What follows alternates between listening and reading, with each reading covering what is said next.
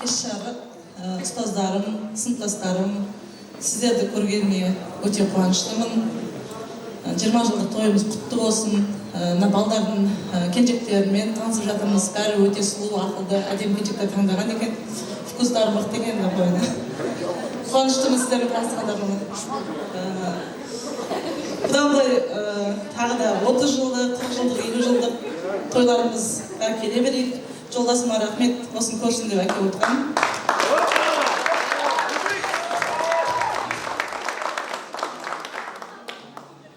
Болды. Қуаныштымын үшін. Ерғали есімі. Сіз танысып жүрсеңіз одан басын. Нұрдәулет, тамаша. Осы үш бірдей жездемізге 1000 алғыс айтамыз. Өзің барып кел, сенің 20 жылдың, мен сенің оқыған жоқпын ғой демей, осы жерге гүлдей жайнатып алып келіп, тойғанымыздың төрін толтырып отқан сіздерге 1000 алғыс айтамыз. Ал енді жезделерімізге қазір арда білесіздер, төс қоятын боламыз. Сіздер соған дайын тұра қойыңыздар. Женшелер ана құлағына айтып жатсыңдар. Нанишка деген сияқты нәрсені дайындап тұрыңыздар. Біз алдыменен осы арулардың тілегін әрмен қарай түйінде болайық. Қыздар қауымы, келіңіздер. Кім айтады? Орталыққа шығып.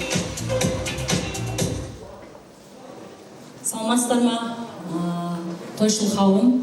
Бүгін бізге 20 жыл болып, мектеп бітіргенімізге осында бас қосып жиналып отырмыз. Аллаға сансыз шүкіршіліктер болсын. Біз мектеп бітіргенде Шынтаев Сырлан ағай директор еді мектебімізде. Бізді сондай шығарып салып, үлкен өмірге қадам бастық, әрқайсымыз өз орнымызды таптық.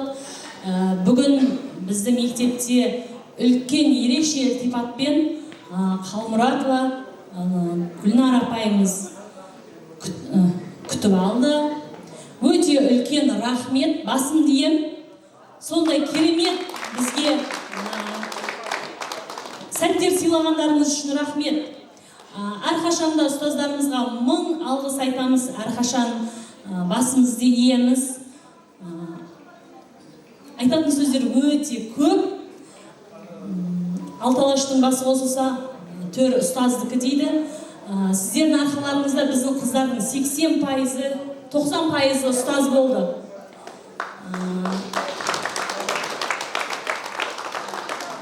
Барлықтарыңызға үлкен рахмет. Осында атсалысып ұйымдастырған біздің ерекше атап өтетін Жақсылық, Бауыржан, Нартай, біздің сыныптың барлық осы жігіттеріне 1000 рахмет. Біздің басымызды қосқандарыңыз үшін. Барлықтарыңызда тек қана тойда кездесуге нәсіп етсін. 30 жыл, 40 жыл алдағы тойлардың барлығында төрт көзіміз түгел, аман есен жолауды Алла нәсіп етсін деймін. Ал қыздарыңыз, арулар келіңіз. Қайырлы кеш, ұстаздар, сыныптастарымыздың келіншектері және қонақтар. Бүгінгі мына 20 жылдығымыз құтты болсын. Ұстаздар сіздерге 1000 алғыс, осындай тәрбие беріп, қазіргі кезде барлық класстастарымыз, сыныптастарымыз өз өмірлерін, жолдарын тапты. Бәрі үйлі, жайлы. Көргеніме қуаныштымын. Кеше 2 күн мен іс-шараға қатыса алмадым, бірақ өте керемет деңгейде өткенін көріп отырдым. Рахмет жігіттер, және олардың келіншектеріне.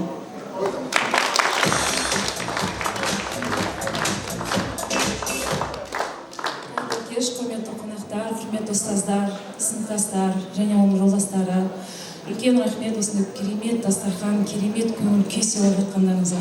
После декрет түсініп отқан жоқсыңдар. Құрметті ұстаздар, сіздерге 1000 алғыс, келгендеріңізге үлкен рахмет.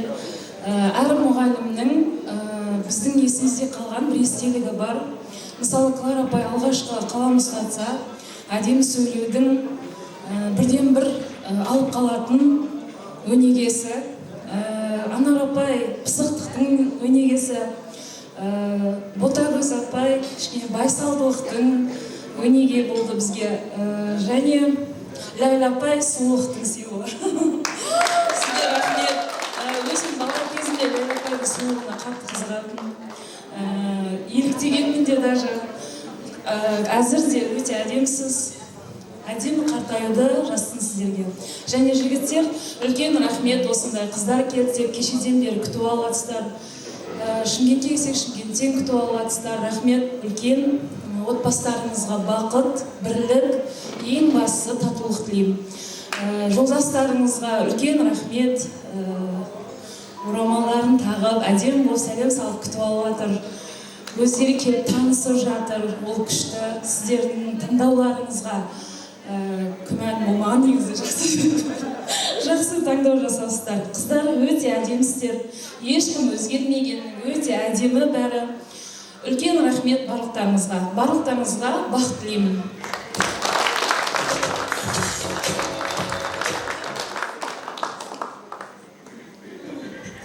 Қайырлы кеш, құрметті ұстаздар, және де өзіміздің жігіттеріміз, және де келіндер, барлықтарыңыздың осылай күтіп жатқандарыңызға көп рахмет. Енді кешеден бері керемет отырыс ұйымдастырғандарыңыз өте керемет. Енді әлі өз-өзімізді баса алмай жатырмыз. Аллаға сан шүкіршілік, осындай сыныптастар болғанына мен басым деймін.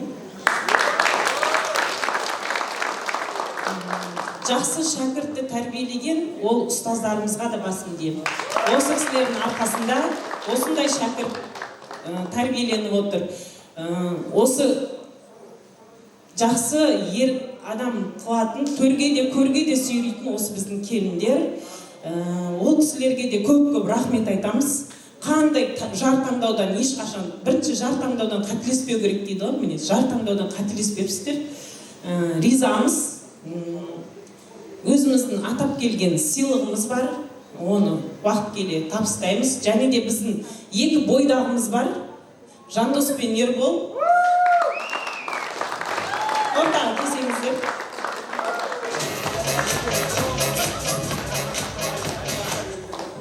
Енді біз қыз төркіндетіп келіп отырмыз ғой.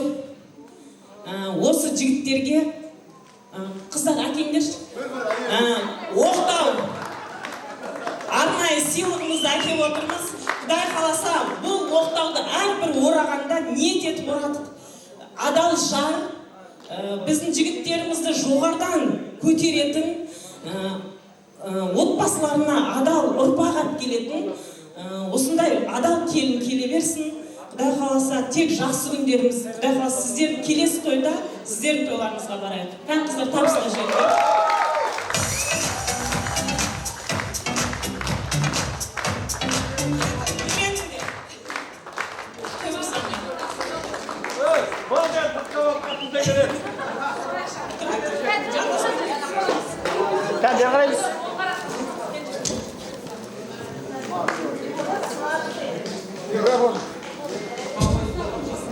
Мұраны ниет қып бергеннен кейін енді сол ниет амалға асу үшін, кез келген ниет амалға асу үшін бір адамдар енді ағалар әрекет болу керек та. Өздерің бүйтіп қамы жая отпаңдар. Құдай қаласа. Құдай қаласа.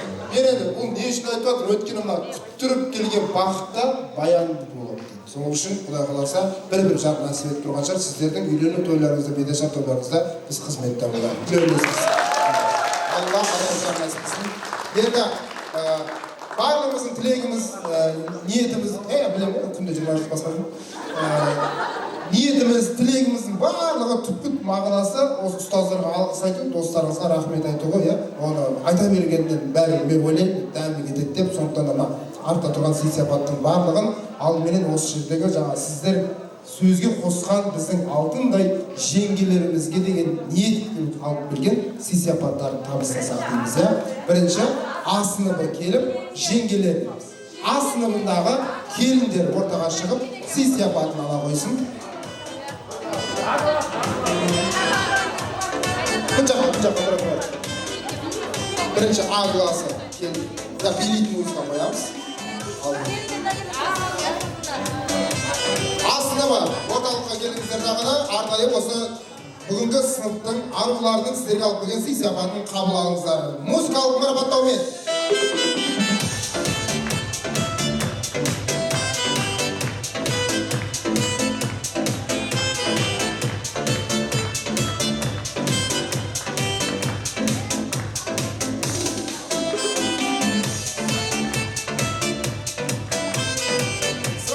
Бірден суретке түсейін, қыздар, А класының қыздарымен келіндер бірден суретке соғып, ал.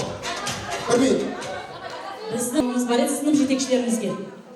Қыздардың атынан арнайы сынып жетекшілерге дейін алдынан бір сөмкесі болады. Келіндерге, сосын келіндер дастархан басына жайғасады.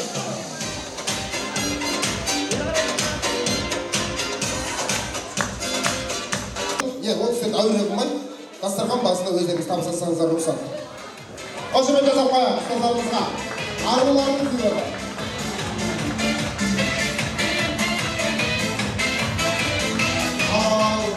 Біз рұқсат болса, орталыққа Б сыныбының жеңгелерін шақырамыз. Дайындыққа қойыңыздар. Арнайы сіздерге де Б сыныбының арулары жаңа сізге қатпаңыздар болады.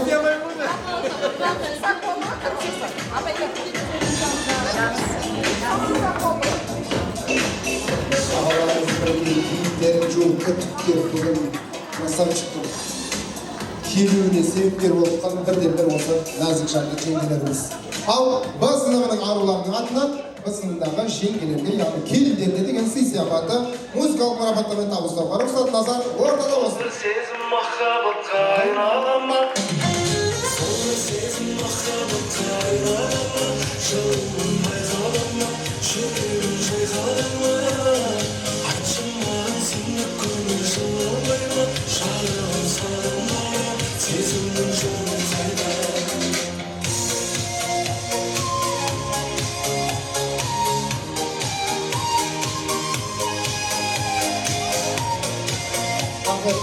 Қаланғасына оң жақта, 50 мың ағар еді, мен шпалда деймін.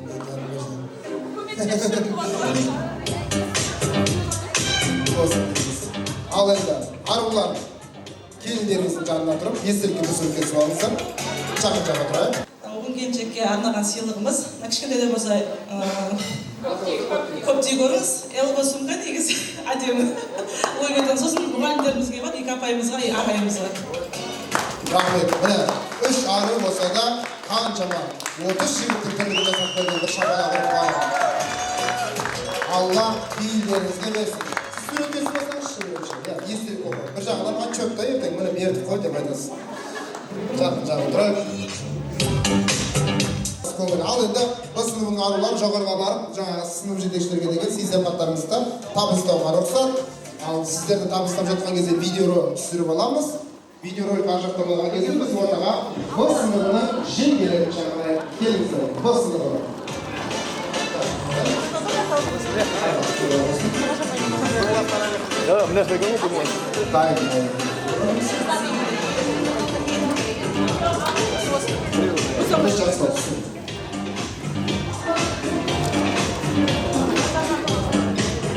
Б сыныбының арулары ұстаздарға деген сый сияпаттарымызды болған болса, ал енді біз назарды ортаға отырайық. Б сыныбының арулары келіндерге деген сый сияпаттарымызды.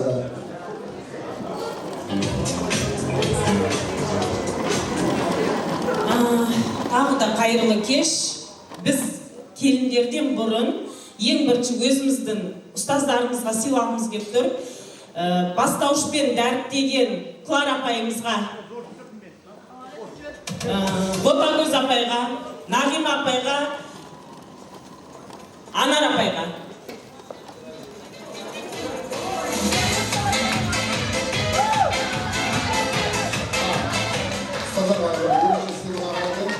Апайлар, наурыз сұмқалар ғой, қабыл алыңыздар. Бәріміз жинап бір жаға жіберейін деп армайым. Ұстаздар, бұл сұмқаны алған себебіміз, құдай қаласа осы ниетпен Мекке Мәдинаға баруға Алла тағала сіздерге нәсіп етсін.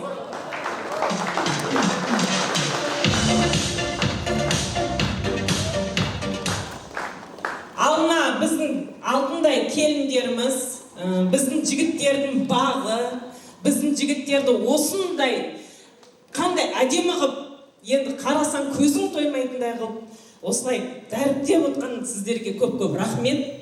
Көзің тояды ол жігіттерге қарасаң.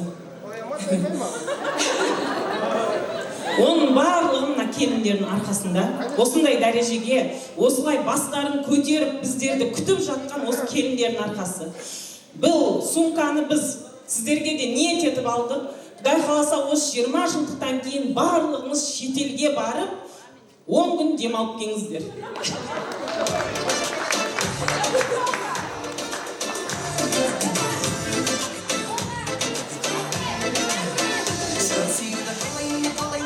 мемлекеттерге барып демалып келдіңдер. Путевканы өздеріңе аласыңдар ғой, шлем. Бермей шығармыз деді ғой.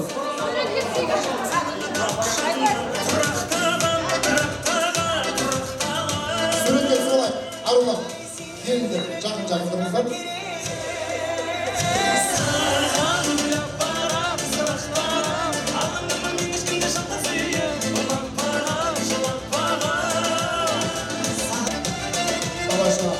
Алып қойған барша аруларға сый-сияпаттар үшін мың алғыс айтамыз. Алла пейілдеріңізге берсін, сый-сияпат еселене берсін. Жеңгелеріміздің еңбегін бағалаған сіздерге мың алғыс. Енді дәл осы сәтте біз жезделерімізді шақырайық, 3 жездеміз қайда?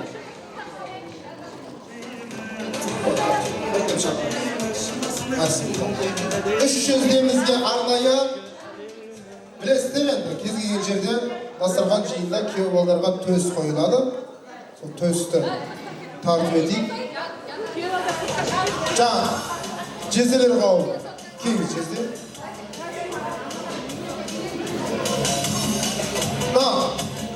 Жаңа, жеңшелер, әпшелер кән жезделер. Бірақ жездем қапты өнерді мұзаптан. Мейрамбек қана қапты ғой. Сәкен Кенжебек деп білейік.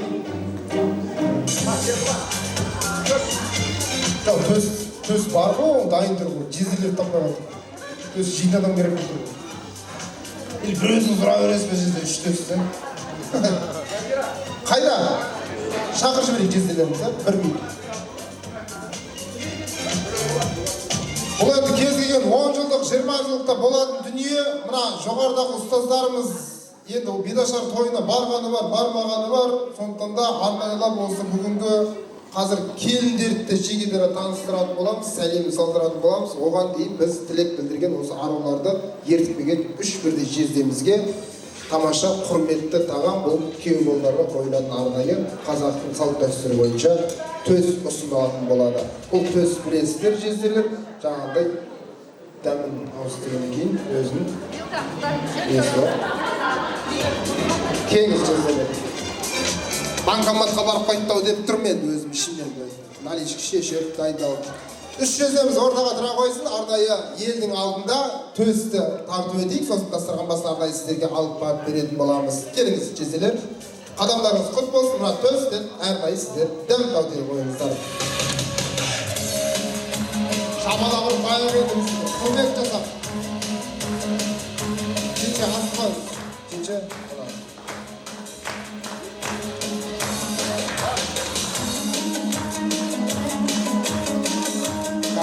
Сіздер асығысы келсең, асықпай тұрсаң шыққан. 2 айналып 2 реттен жегізгісі келіп тұр кәдімгідей. Мына сый-сияпаттарыңызға мың алғыс айтамыз.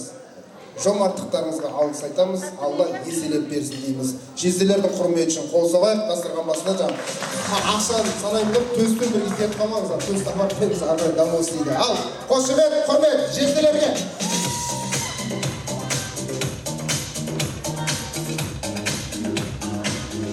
Енді қазақта білесіздер, сыйға сый деген нәрсе бар, сондықтан да ағалар дұрыс айтып отырмын ғой, келіндердің де дұрыс па, қыздарға сый-сияпаты бар. Қазір айтып қойып, өзім кәсіп жалғамын тағып етіп отпайды. Бірінші сынып-сыныппен, А сыныбының айдай сұлу жеңгелер ортаға шықсын.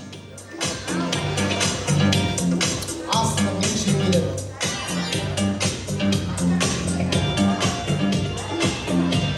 Естелік суретке түстік.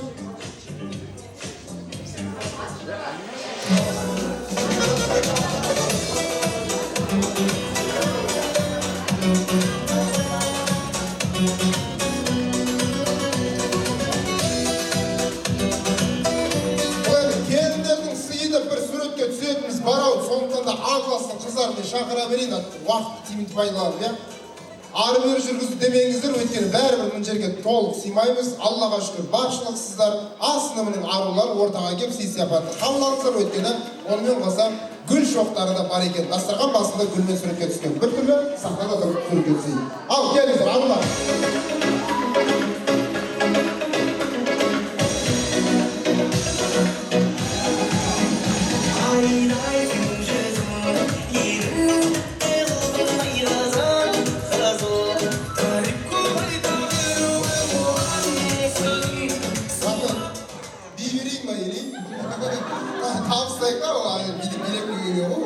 арнайы жеңгелер сіздерге деген сый сияпаты қабыл алыңыздар, бір ауыз тілекпенен.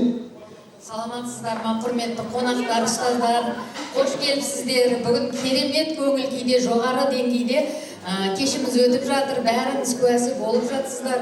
Бұл күнге жеткенде бар, жетпегенде бар. Мен өзім 20 жылдық, менің өзіме де, мысалға мен төркінімде Шымкентте бұндай ауызбіршілік жоқ. Шымкентте ешкім мектепке барған жоқ. Міне, қыздар сонша жерден ат терлетіп, екі елдің арасына алтын көпір салып, әрқайсысы әр елдің түтінін тұтатып отырған қыздар келіп төрімізде қонақ болып отырсыңдар. Келгендеріңізге үлкен рахмет, не деген көңіл күй. Қызды қос үйден құр шығармайды деген атам қазір. Қазір арамызда дорба жүрсе, болашақта арамызда жорға жүрсін. Одан ары қарай араласа берейік. Өзіңіз басқара өздерші. Ал, сізде батамызда барасады, музыкалық марапаттаумен.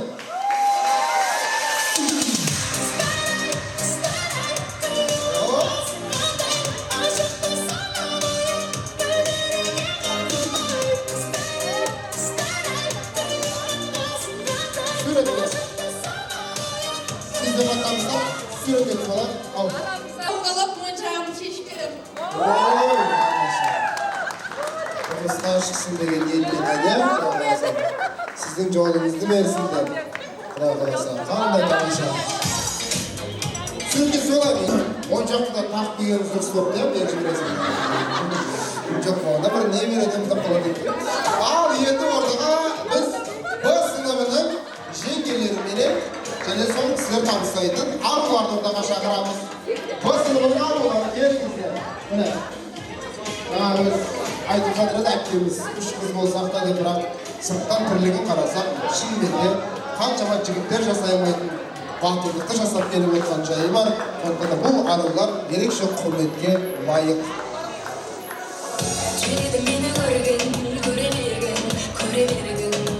Бұл аруларға да арнайы гүл шоқтарымен бірге табысталатын болады.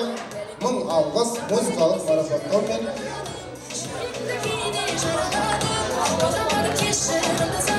Ал жеңшілер қауымынан бір кісі алғыс айтып, кім айтады? Кім?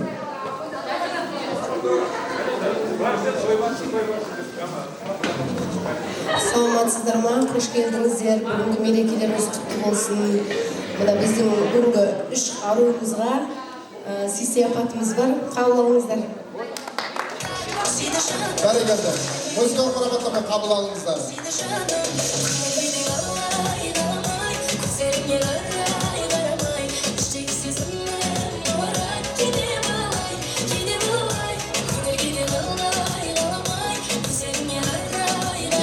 Естелік фото болсын, жақын тұра қойып.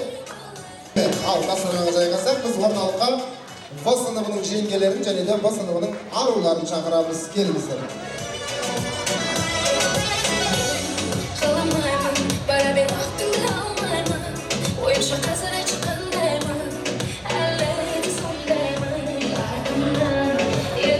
Әр сыныпта арнайы бір жеңгемізге тілек беріп жатырмыз. Себебі қазір ұлдар тілек айтқан кезде сіздер қосыламыз дейсіздер. Өйткені отағасы сөйлейді. Сол үшін дәл осы сәтте бір ауыз алғыстар болуы. Бұл жеңгелердің жалпы тілегіне қабыл алыңыздар. Арулар алдын орталыққа шығып өсіп келіңіздер.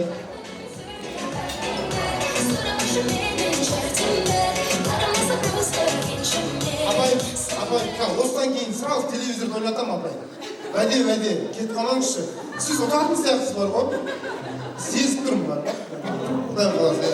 Ағайларды да шақырып жіберейік қазір. Ал, бір жеңгеміз, бір ауыз алғыс айтып келіңіз. Қайырлы кеш. Қасым Иманжолов атындағы жалпы орта мектептің 2006 жылы бітірген түлектері және менің әріптестерім алдыңғы ұстаздар, бүгінгі мереке құтты болсын. Мынау айтып жатыр ғой, Аманжолов мектебінен барлығы білім алғандар жоғары биік белестерде жұмыс жасап жатыр деп. Оның дәлелін айтайын. Мен өзім 2011 жылы Аманжолов мектебіне дипломымды ала салып, алғашқы білім қызметтік жолымды сол мектептен бастағам. 8 жыл жұмыс жасап, одан кейін Шымкент қаласына ауысып, дәл қазіргі таңда Астана қаласында жұмыс жасап жатырмын. Яғни ол мектептен білім айтқым келіп тұрғаны, ол мектептен білім алған оқушылар ешқашан жаңағы сіздердің берген тәлім-тәрбиелеріңізді ақтап шығады деп айта аламын сеніп. Өйткені мен мұғалімдерге айтқым келеді, сіз оларға білім емес, адами тұрғыда тұлға етіп қалыптастырғансыздар. Сол үшін сіздерге алғыс айтқым келеді. Және енді жаңа өзімнің құрдас келіншегім айтып кетті ғой, өзімде де 20 жылдық деп, менде де дәл солай 20 жылдық.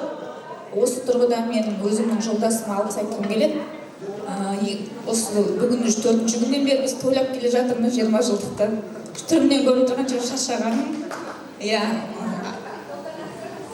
Дәл солай. Енді айтқым келеді, мына жерде тұрған ару қыздар, 20 жылдықтарыңыз құтты болсын. Сіздердің үйлеріңіздегі отағаларыңызға да алғыс. Өйткені сіздерді сеніп, бармайсың, жоқ демей, барыңыздар, көріңіздер, тойлап қайтыңыздар деп сіздерге тапсырып жаңағы жіберіп отырған. 20 жылдықтарыңыз құтты болсын, дендеріңіз сау болсын, отбасыларыңыз аман болсын. Тек қана жақсы күндеріңіз көп болсын. Бізден кішкене ғана сыйлық, орамал тон болмайды, жол болады, аз да болса көптей көріңіздер. Тек қана сыйластығымыз арта берсін. Деген тілекпенен ертінен сіз де бастапсыға барыңыздар.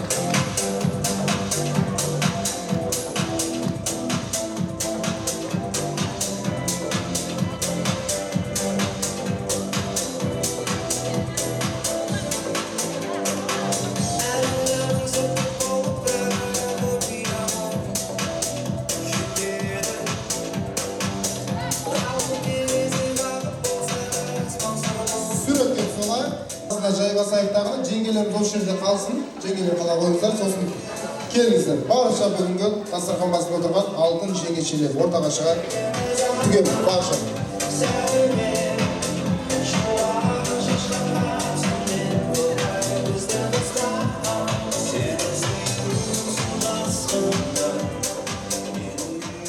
Қазір енді құрметті ұлағат ұстаздар, мына келіндеріңізбен барлығын жеге аттарын айтып таныстыруға болады деп, бірақ енді уақыт өздеріңіз біліп тұрсыздар, қазір таң атады. Сондықтан да жалпы келіндердің сәлемі деп қабыл алыңыздар. Беташар тойына барғандарыңыз бар, бармағандарыңыз бар. Бұл енді жоғарыда отырған кісілер осы сіздердің жігіттеріңіздің екінші аналары, әкелері. Сондықтан да бұл кісілерге ата ене болады. Баршамыз бір қатарға тұрайық та қазақтың ыстық келіндердің сәлемі болсын деп, жоғарыдағы ұстаздарға бір сәлем салып қояйық. Сіздер қабылалық деген сыңай танып, бастарыңызды изеп қойсаңыздар болды. Ақша керек емес. Ал келіндер сәлемі.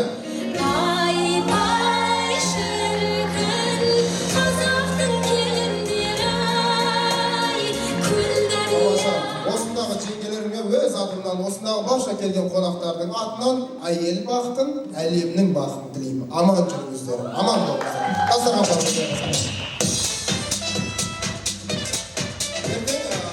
Мұғалімдер айтпайды да зато өтіп кеткен екен. Ана кімнің әйелі саматтан көрдім, бәріміз бір сабалса құтылуымыз. Келін, көпші сәлем болды да. Енді, телевизор күтіп отырып қойын, әймен ашығы. Соған бола шыдап отқандары бар мағамынша. Бірақ, осы телевизордан алдын рұқсат болса, ұйымдастыру алқасы бар ғой, әр сыныптан. Мен қазір ағаларымыздың бәрін ортаға шығаруға болады. Бірақ енді бәріміз тілек айтпаймыз ғой. Өздеріңізді білесіздер, жаңа тойдың басында да ақылдасып едік. Арамыздан сайлап деп, сондықтан да осы жігіттер қауым болса, әр сыныптан ұйымдастыру алқасы болмаса жаңа 2 жігіттен ортаға шығайық, келіңіздер.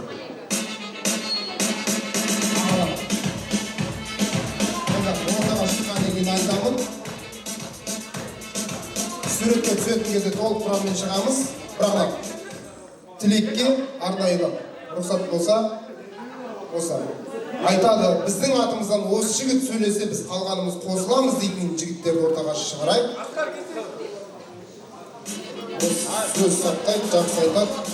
менің тілегім жүрегімде, мен үшін осы бауырларым айтса жеткілікті дейтін жігіттерді ғана ортаға шақырайық. Қалған ағаларымызды жалпы суретке түсіруге шақырамыз.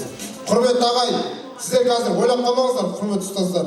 Осы кештің барлығын болып жатқан әуелі Алла, екінші осы мына 6 жігіттің арқасы. Осы жерде отқан әрбір жігіттің үлесі бар. Мына бүткіл жігіттер үшін қалғанымызды шапалақ ұрып қойсақ болады.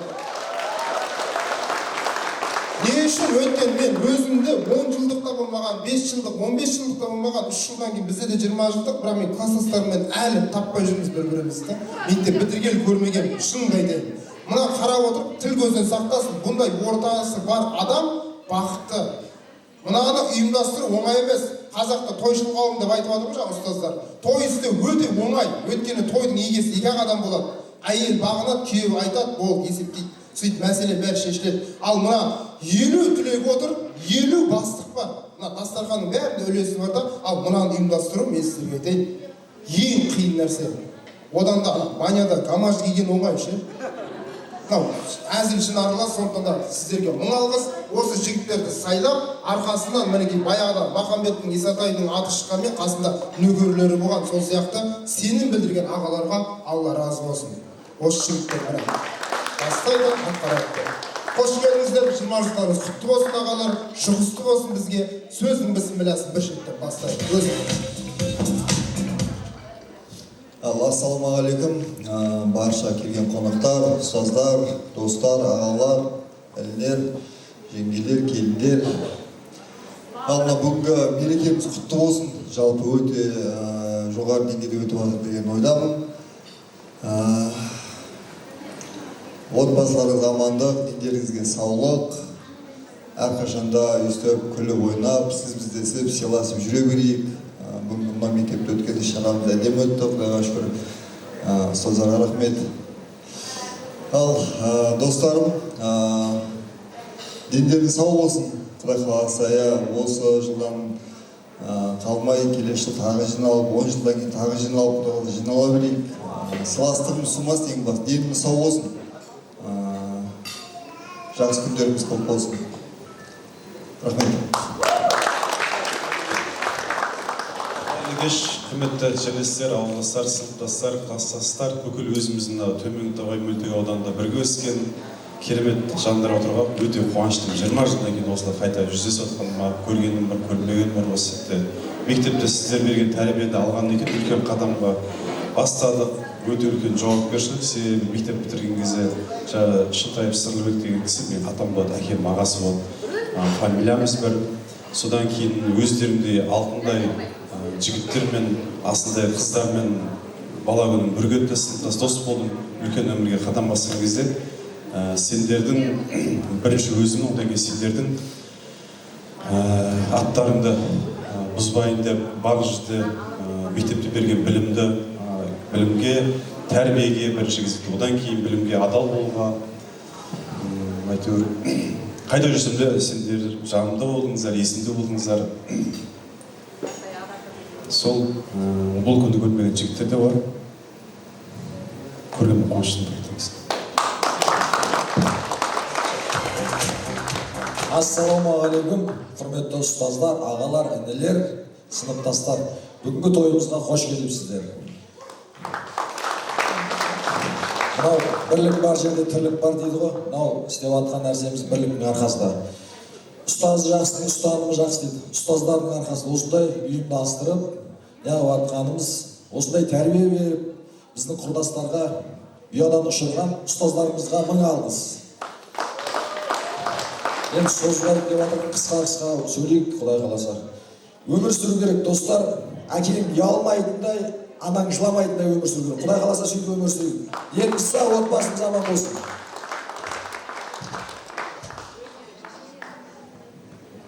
Ассалаумағалейкум, көпшіл қауым. Мына Құдай қаласа жиналған бас қосқанымыз 20 жылдығымыз құтты болсын. Барлығыңыздың отбасыңызға амандық, дендеріңізге саулық, ағайларымызға дендеріне саулық. Сол тойымыз құтты болсын.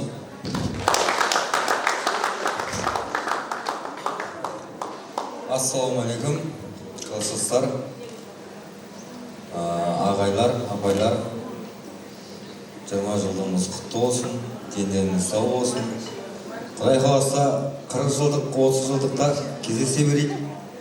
Деніміз сау болып, аман болып жүре берейік. Өте қысқа жүрдім. Ассалаумағалейкум, тойшыл қауым, ұлағатты ұстаздарымыз, қонақтарымыз, ағалар, әпкелер, менің сүйікті достарым. Енді барша қысқа сөйлеп, бағанадан бері сөйлеп жатыр. Мен ана екінші столда отырмын. Екінші столда бір-екі қыздар уже салатқа ұйықтап жатыр. Лажы-лажа қайтып кетпейміз. Бұл соңғы тос екен ғой. Барынша осы жерде қазір мына тойхананы түнгі 3-4-ге дейін жалдап қойғанбыз. Аяқ талғанша, кеше Жазира аяқ киім шешіп сап билеп еді, бүгін енді доказа шешіп сап билейтіндей қылып тойлаймын, Құдай қаласа. Бүгінгі той өте керемет өтті деген ойдамыз. Құдай қаласа біз енді 10 жыл жасаған жоқпыз, 20 жылдықты ұйымшылдықпен, ауызбіршілікпен жасап отыр. Қате кемшіліктер болса барлықтарыңыздан кешірім сұраймыз. Көш жүрегені түзеледі. Құдай қаласа 30 жылдықты болмаса 25 жылдығымыз бұдан да керемет деңгейде өткіземіз деген ойдамыз. Ұстаздарымызға рахмет, өздерінің уақытын бөліп келіп отырған, алысты жақындан келіп отырған қыздарымызға рахмет. Негізі біз мектептен 31 жігіт болып бітірген едік. Өкінішке орай арамыздан 2 атпалды азаматымыз дүниеден өтіп кетті. Алла алдынан жарылқасын олардың. 2 азаматымыз белгілі себеппен келе алмай қалды, бірақ қалған 27-сі осы жерде отыр. Бұл жерде барлығы ауызбіршілікпен, мен мысалға өзім шыны керек кәсір болдым. Ақша жинау деген қиын ғой. Мені көрген ағаларым бәрі кім ақша жинап жатыр, мен жинап жатырмын. Ой, бұл саған қиын болады, ой, бұл саған қиын болады. Ұйықтай алмай қалғанмын мен. Бірақ Аллаға шүкір, жігіттер біздің жігіттердің төресі ешқайсы сөзге келмей, ақшамызды уақытылы жинап, мынандай керемет деңгейде той өткізіп жатыр. Бұл бір адамның, 2 адамның, 3 адамның жүгірген той емес, бұл барша жігіттердің, барша қыздардың, келіншектердің барлығының атсалысып, ең болмағанда ең көмектескен дегеннің өзі аяғымыздан тартып, мынау дұрыс емес деп бетімізге келген жоқ, оның өзі үлкен көмекшіліктер. Қыздар, рахмет барлықтарыңызға, Құдай қаласа, барлығымыздың үйімізде той болсын, сыйластығымыз арта берсін, Құдай қаласа. Қазір біз 120 адамға той жасап отырсақ, Құдай қаласа, мөлдір баласын үйлендіріп жатыр. Нартайдың баласы жақында үйленіп қалады, Құдай қаласа. Бұлар ерте үйленген азаматтар, азаматшалар арамызда. Олардың тойын 500 адамдық, 1000 адамдық тойханада өткізе берейік. Біздің шамамыз 2000 адамдық той жасап өткізуге де келеді. Мен оған кәміл сенемін. Ауызбіршілік болсын, сыйластығымыз арта берсін. Барлықтарыңызға той құтты болсын. Тамаша, 500 адам деген болады, 2000 шлен бір адам бар. Ұйымдастырамыз да болды. Азыл ғой, қазақты тойдан айырмасын деп ағайымыз өте дұрыс айтты. Өткен той қазақтың қазынасы дейді. Қазыналы күндеріңіз көп болсын. Енді рұқсат болса бір ары кетсе бір 10 секундымыз келеді. Бүткіл ер азаматтар ортаға шығайықтағына бір суретке түсіп алайық. Осы кешті ұйымдастырғанымызға қолымыздан келгеніне шүкір деп бір марқайып тұрыңыздар. Өйткені сіздер мақтанатындай тірлік жасадыңыздар. 20 жылдықты ұйымдастыру оңай шаруа емес. Міне осы азаматтар ағай, бүгін сіздер менен біздердің осы жерге жиналуымызға себеп болып тұрған. Тойхананы сөйлесті, мені сөйлесті. Мен еще былтыр жалдағанға апай, ағай. Ағайларымыздың 20 жылдығын басқарған. Сол кезде той бітпей жатып мен жалдап алды ғой бұлар. Молодец. Өте андай есепке жақсы жігіттер екен. Математикадан мақтабай берген ғой. Айтса айттым күрескелер. Қандай керемет. Рахмет ағалар, аман болыңыздар, Алла разы болсын. Енді дастарханға жайғасайық тағыны, билеттеріміз қолымызға алайық. Бүткіліміз күтіп отқан смарт теледидардың иесін анықтап жіберейік. Сосын сондай настроение мен күдірін көңіл-күймен ортаға биге шығамыз.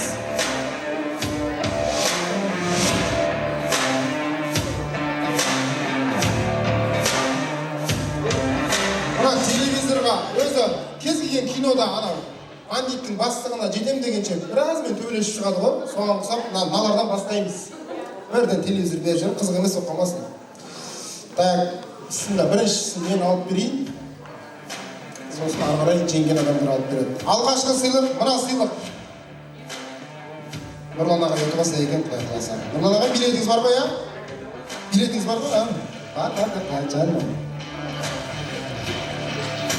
75. Var mı? 75.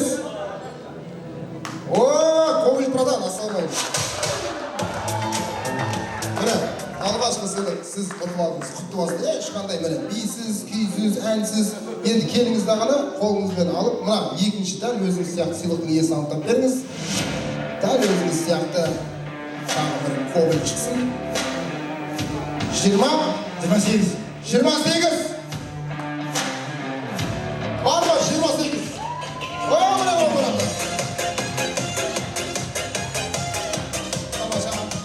Мына 28 насибік сіздікі. Алдымен маған бір билет алып бере қойыңыз. Мына набор шайнек и қасында 12 пиаласы бар. Екеуі қайсысы? Біреуі. Ішіне сатып қойсаңыз. Насибік сізге. Құттықтап қояйық.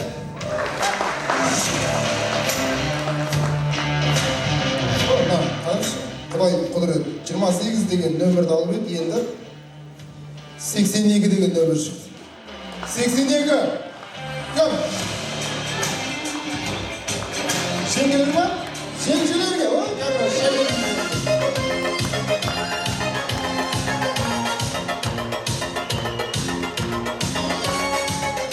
Қош келдіңіз. Бізде билетпен еттім. Билет кім? 82. Міне 82 дұрыс. Бір нөмір алып бере қойыңыз, келіп ішкен. Дәл сіздікіндей шайнек наборының иесі. Нөмірін қазір мен айтып жіберем, мынау сізге. Қол соғып қоямын жеңгемізге. Дәл осындай шайнек набор 45.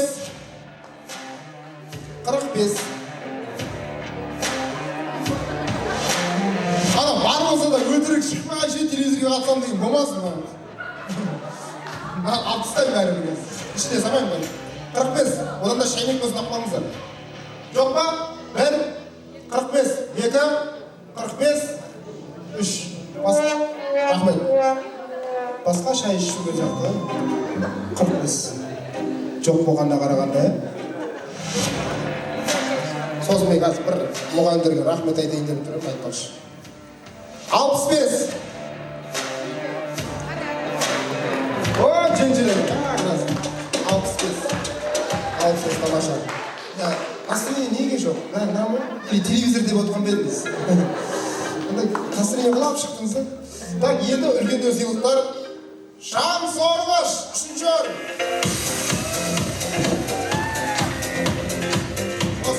Сіз анықтап бересіз. Сіз шайнек өттіңіз. Шам сорғышты қазір сіз анықтап бересіз болса. Нөмірін алып бере қойыңыз. Арбастыңыз, я. Ана шеттегі менікі ғой дей салатын. Біреу салсаңыз. Шам сорғыштың иесі. Нөмірі 110. 110!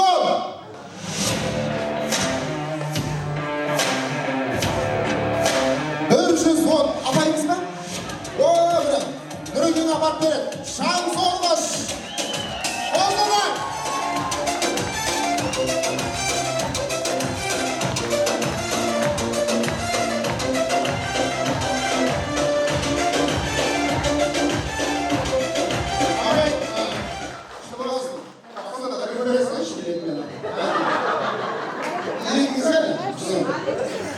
Adam balası sevdiğini etmem. Сіз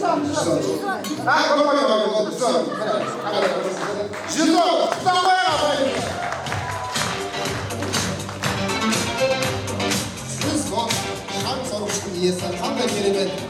Құдайға шүкір қайтып кетпегеніме деп атсамай. Келесі екінші орынның сыйлығы бұл микроволновый печь. 38 литр деп жазып қойып енді ажалын түсінбеймін. Абайымыз апарып берейді. Әділ болсын. Соңыз қолын жеңіл бол. Абай енді сағындап бересіз. Микроволновый пештің иесін. Бәрі жүректі сіздеп отыр. Тамақты жылытып жейтін адамға бұйырсын.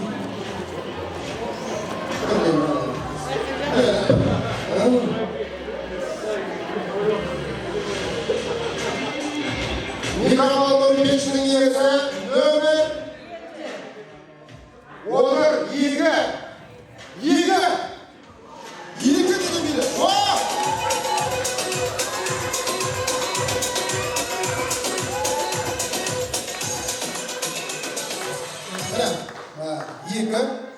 қылсай мен саған абыр самырады. 2 билетіңізге. Міне 2 әділ апайымыз алып берді, жеңімпаз атанды. Есіміңіз? Амина. Кім болып білеміз? Білем ғой, кімнің келіншегі?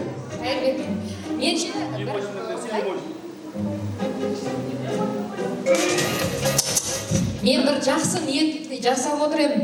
Егер мен ұтып алсам, Құдай қаласа, мен де той жасап, осыны тойға тігем деп. Мен ойлап қап, мен ниет етіп отырмын, осыны ұтсам, тамадаға берем деп айтамын. Күйеу қайда мынақсың? Келіңіз, мен ауылды кезеңші. Не ішіп жатқан сұрап жатқан жоқ, кезеңші дейді. Ол биде береді ғой, давайласып жатқандыз. Кесі.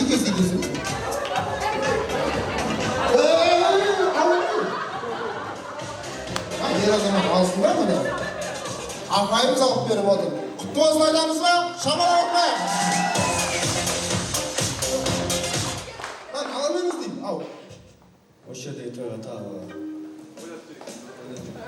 Басына бірақ ұрат жоқ, бұл бұйырып тұрған нәрсе негізі ол. Келесі өздеріңіздің сүндет тойларыңызды ұйымдастырып жатсаңыздар болса, басқа тойларда ойната бересіз. Бұны ниет етіп көпшілік алған екен, мынау, аласам да жалындап тұрады біз айында.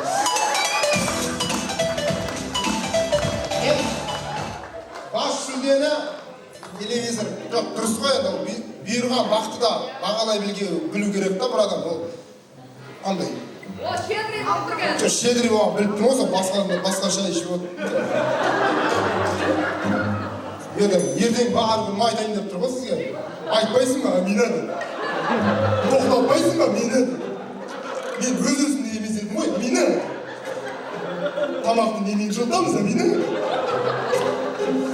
Енді мына бас жүлдені мен алып беремін. Сіз алып бересіз, Араластырып жүресіз ба соны? Қарана. Неде, жігітімнің билеті бар? Жігітімнің билеті бар? Ой, қоймайды кездер, сендер сен болды, пешін алдыңдар.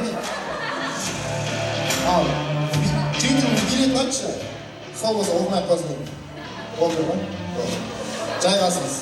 Ал, бүгінгі бас жүлденің иесі.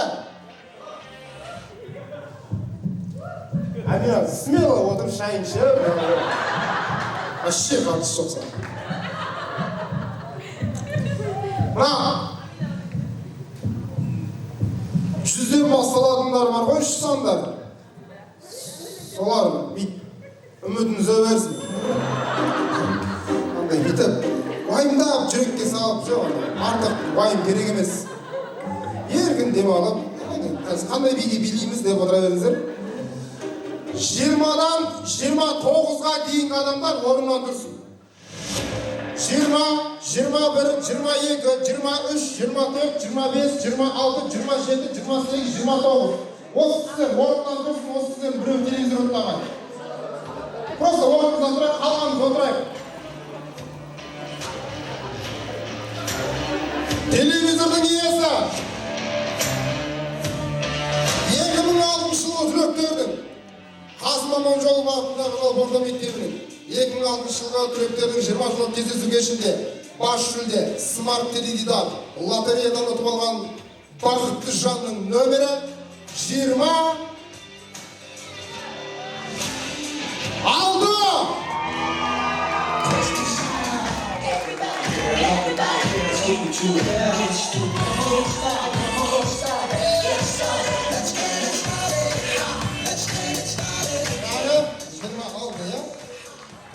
Болып қалмасын айналайын. Енді мұран точно экранға. Бұрадан ренжіп кетіп қолды ойдым. Бүйткен 20 жылды құрсын. Телевизорда олап отырды қой 12-ге дейін. 26, барлығы қадір. Құлағай не үшін? Демек, осы жерде отқан 130 адамның ішінен телевизор ең қатты керек болып тұрған жан осы кісілер. Өйткені Алла әділ. Бүгінгі міне түлектердің 20 жылдық кездесу кешінде күйеуімізді келіңіз. Міне өзін ғана жібермей бірге келіп, жездеміз жаңа төс даңғау істеп 10 000 теңге беріп, 10 000 теңгеге телевизор өтіп алды. Тосын, арнайы осы сый-сияпат бүгінгі 20 жылдан тамаша естелік болып қалсын. Бүгінгі 20 жылдықтың видеосын Құдай қаласа монтаждап бергеннен кейін осы теледидардан көру нәсіп болсын. Қосып қояйық, құтты болсын.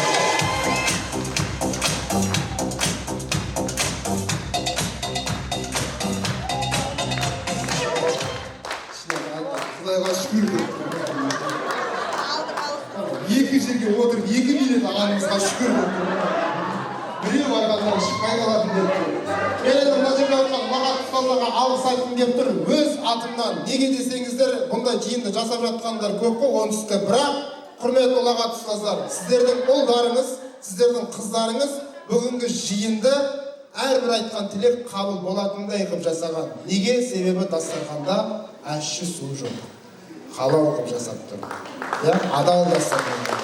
Осы сіздердің берген тәрбиелеріңіздің арқасы деп ойлаймын. Бүгінгі кеште қызмет еткен маған да ұнады, өзіме де ұнады. Егер мен тараптан кімнің де біреудің көңіліне тиіп кеткен сөздері, жайттар болатын болса, басын дейіп кешірім сұраймын. Маратты кішігірім ергелік деп қабыл алыңыздар інілеріңіздің.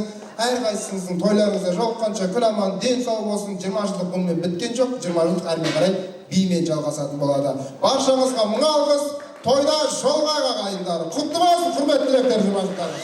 Маэстро! Ортаға белгі бар.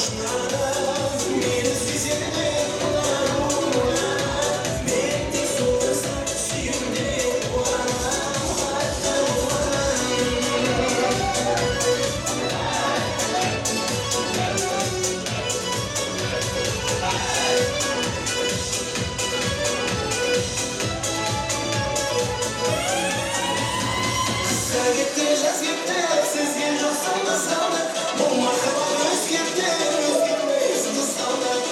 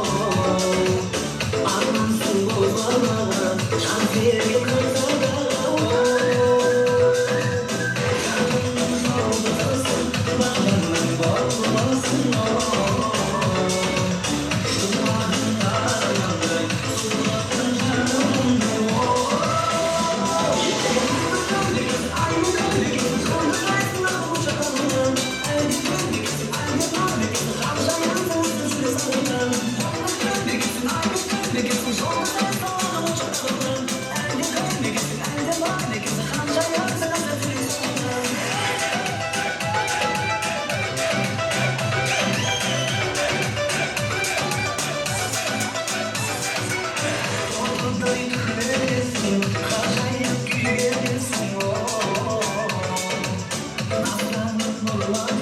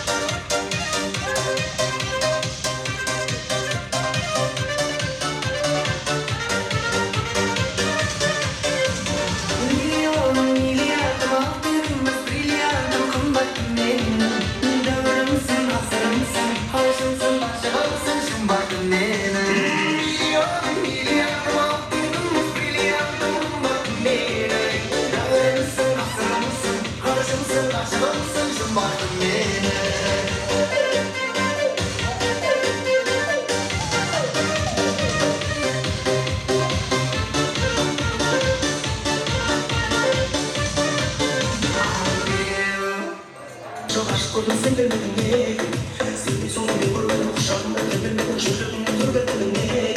Rüyalara gözüm bana araba acı sen sonuca bakarsın. Son onu güceme doyurmadan. Şerefsinde sezertinde bilgisinde sindisinde bakanında der. Şırır çalıp kolarında şalbayla sahanında tarılayla maganında der. Kızım kilit demeysen ben can halamım bilsen. Sarmışsın yüzüme yerine ne diksin. Sen varlarsın, kelamazsın, kelamazsın, kelamazsın, kovalamazsın. Silinmezsen, sen canım yerine yerde olmazsın. Sen varlarsın, kelamazsın, kelamazsın, kelamazsın, kovalamazsın. Silinmezsen, sen canım yerine yerde olmazsın.